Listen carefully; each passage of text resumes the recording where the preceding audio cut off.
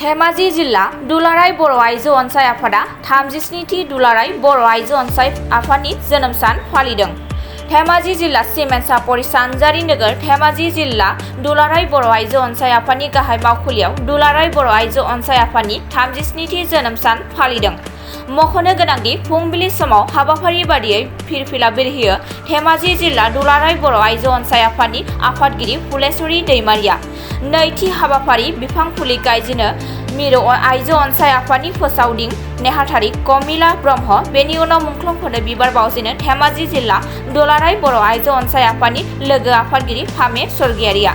लोगोसे जिल्लानि बानजायनायाव दिनै मोनबा दखरा आइजो अनसाय आफादनि दैदेनगिरि बोसोनगिरि बिथांजो मोननि नुजाथिनायाव मोनसे मेहेरगोनां हाबाफारि लायो। दिनै 37थि बर' आइजो जोनोम सान। बे आइजो सानखौ जोङो धेमाजि जिल्ला दुलाराय बर' आइजो अनसाय आफादा सिमेन्ट सापरि दख'रानि सिङाव थानाय एसपि गोजौ फरायसालियाव जों दिनै 37थि खुंगा जोनोम सानखौ खुंनो लादों। बे खुंनो लानायाव सेथि आरो नैथि थामथि हाबाफारिखौ जों जोंनि धेमाजि जिल्ला दुलाराय बर' आइजो अनसाय आफादनि मावख'आवनो खुंनाय जादों।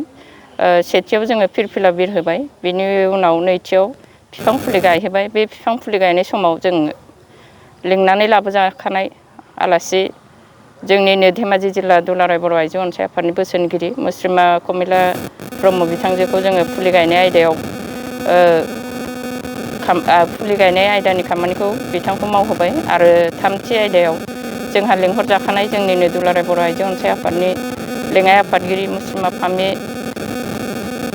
स्वर्गियारि बिथांजोखौ जोङो गोथैसो बावनाय हाबाफारियाव बा मुंख्लं बावनाय हाबाफारियाव बिथांखौ बे हाबाफारिखौ मावहोनाय जादों। आरो जों बे हाबाफारिखौ जोंनि बे धेमाजि जिल्ला दुलाराय बर' आइजो अनसाय आफादनि मावख'आवनो मावनाय जादों। थांखि लादों। बे सोंथिनि फिननाय बादिब्ला जोङो गोबां खामानि मावबोदों जोंनि दुलाराय बर' आइजो अनसाय आफादा।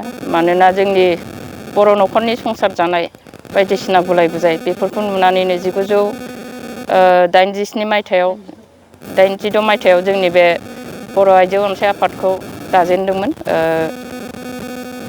देबोरगाव गोजौसिन फरायसालियाव। बे फरायसालियाव जोंहा बे दैदेननायखौ गिबिसिन दैदेनदोंमोन आब' प्रमिला ब्रह्म बिथांजोआ। आरो बेहाय जोंहा सानसुमा बसुमतारी बिथांमोनाबो दङमोन, गोदोनि MP। आरो गारलाबाथा बिथांमोनाबो दङमोन।